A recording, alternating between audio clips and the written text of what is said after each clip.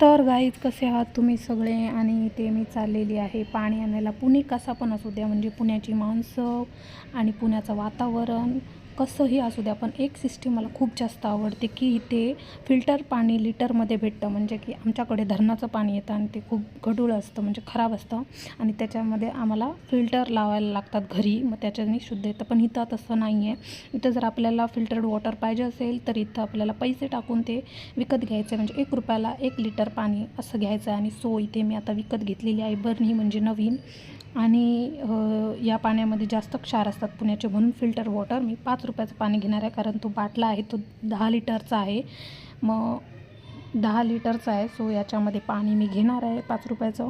5 रुपये म्हणजे काहीच नाही घ्यायचं. 5 रुपयाचे चॉकलेट खाऊन पटकन 5 रुपये निघून जातं. तिथे आपल्याला मीटरमध्ये दिसून येतं की एवढे एवढे पैसे टाकल्यानंतर येतं. आणि हे मी फर्स्ट टाईम जेव्हा पुण्यामध्ये आले तेव्हा मी पुण्यामध्येच हे बघितलं होतं, अजून कुठेच मला माहीत नव्हतं हे. आणि ते माझी बरणी भरलेली आहे.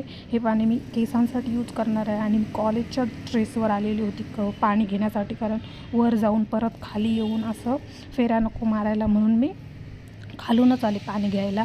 इथे मी झाकण बंद केलेलं आहे, धरलेलं आहे आणि चाललेले आहे डुगू डुगू डुगू डुगू डुगू चालत चालत. आणि मला लाज पण वाटत होती, म्हणून मी मास्क पण लावलेला आणि ते केसांचं सोडलं नाही. इथे मी आली आणि आशिषला शोधत होते, आशिष कुठं गेला. आणि हा बघतो तर इथे दुकानामध्ये आलेला इंडिया पुण्याचं ग्राफ वगैरे मॅप घ्यायला.